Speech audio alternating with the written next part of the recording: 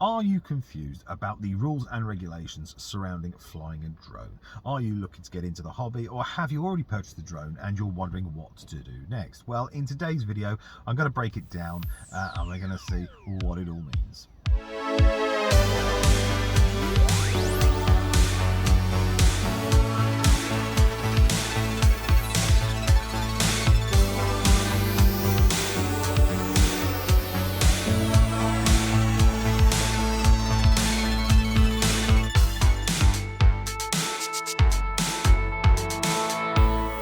Hello and welcome. So in today's episode, we're going to be having a look at the really exciting topic that is the drone rules. Okay, so not as exciting as actually flying a drone, but it is important. And if you intend on taking the hobby seriously, then you need to have a good understanding of the rules and, of course, what's expected. If you don't, then you do so at your own risk. Of course, if you are caught, you could be spending the day in court. As a beginner, it can be extremely frustrating trying to find all the information around the drone rules and the registration requirements. Now, you can head over to the Civil Aviation Authority's website. There's a ton of information on there. There's a PDF on there you can download, which is the entire drone code, if you like, and that'll contain all the rules and information about registration, so you want to have a good read of that. But of course, you may well have your own questions, so you'll head over to the socials and a couple of groups and ask questions on there, and that's great that you're engaging with other individuals. But some of the information you may get could well be inaccurate or misleading. So what I want to do today is I'm going to try and simplify the different rules and the registration process, just to try and make that a little bit easier if you're just starting out. I see a lot of people asking a very similar question, certainly on social media and on the internet forums, and that's as a new pilot, as a beginner, the question is, what type of license do I need to fly my drone? And I mean, in short, it isn't a license as such, not in the same way that you have a license to drive a car, but there is the requirement to register the drone. And there are two types of registration, and that's the operator ID and the flyer ID.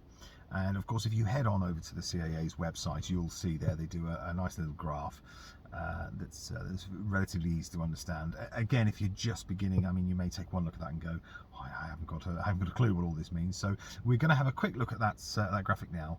And it'll make a little bit more sense. So on the graph, we can see there that there are four categories that could describe our drone. And then just to the right there, we can see what type of ID we need, whether it's the operator ID or the flyer ID. So let's just have a look at those categories now, and we can see which one our drone fits into. The first one is whether the drone is below 250 grams and is classed as a toy. Second one there is a below 250 grams, not a toy, and no camera. Then we have the below 250 grams, not a toy, but with a camera. And then the last one is anything above 250 grams. Okay, so you may be looking at that and thinking, well, I'm not actually too sure whether my drone is classed as a toy or not. I mean, if you take the Mini 2 SE, which costs £249, as opposed to one of the higher end drones that you can spend thousands of pounds on, with, you know, thermal imaging cameras and all these features and functions, you may think that the Mini 2 SE is a toy compared to one of the others. But what you want to have a look at is the box or the packaging that the drone arrived in. And if you have a look at the bottom, certainly on mine, it clearly says there that it's designed for 16 years of age and above. So to me, it's clearly not a toy, and I believe that is the definition. I think if you look at any of the DJI drones, certainly they are not classed as toys.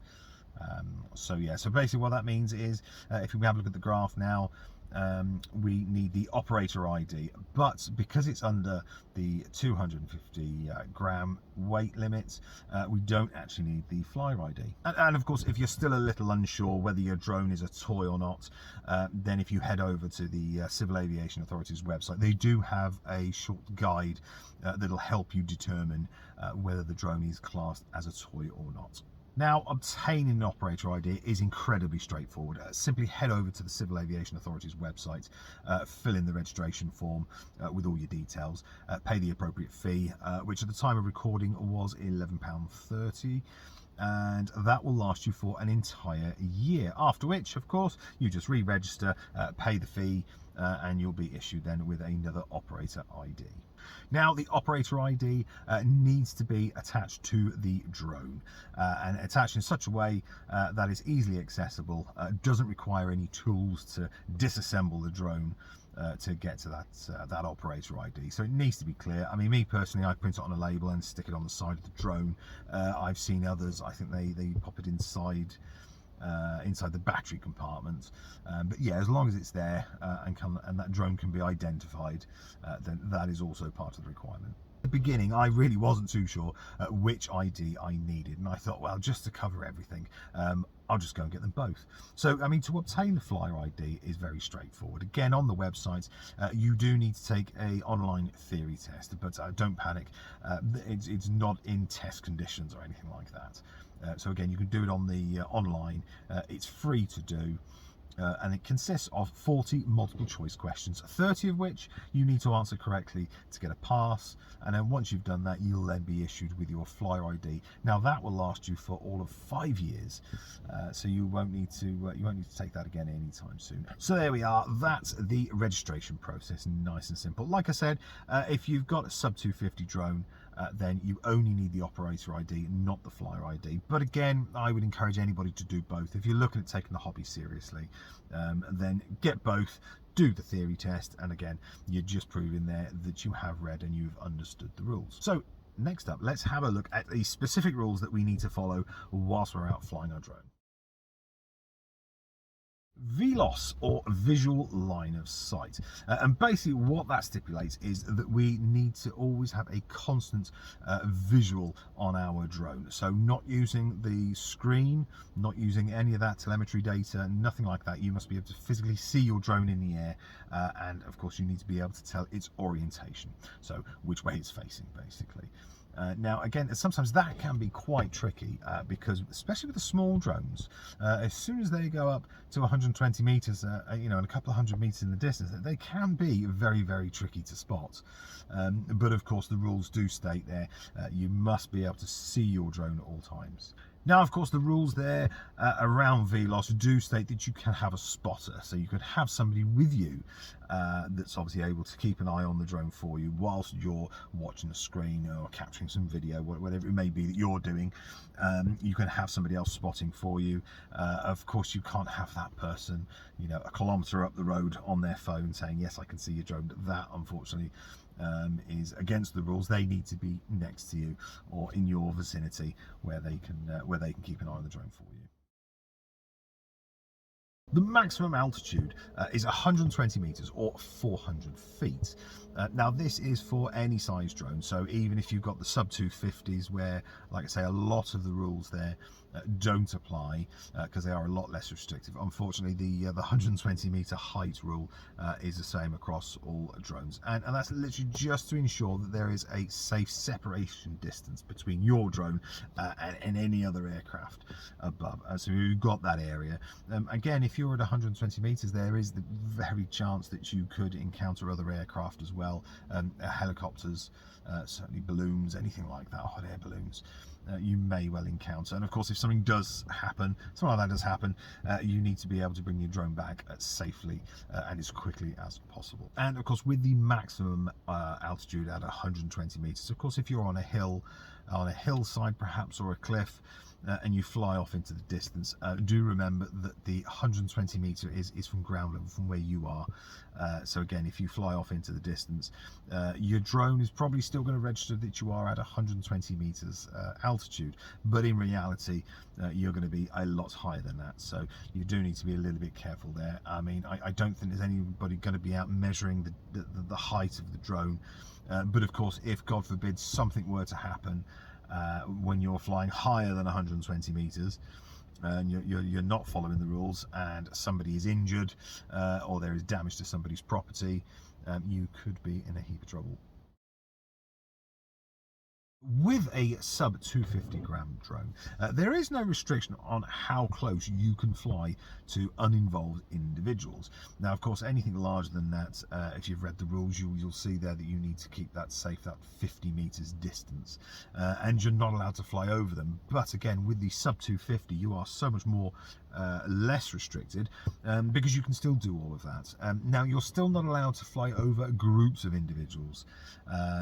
So if it's something like I don't know, a festival of some sort or a gathering, something like that, you're still not allowed to fly over uninvolved individuals with the sub 250, but certainly if you're in a public place and there's a couple of people about, and you know, sort of maybe in the playing field, something like that, then yeah, you can fly your drone to your heart's content.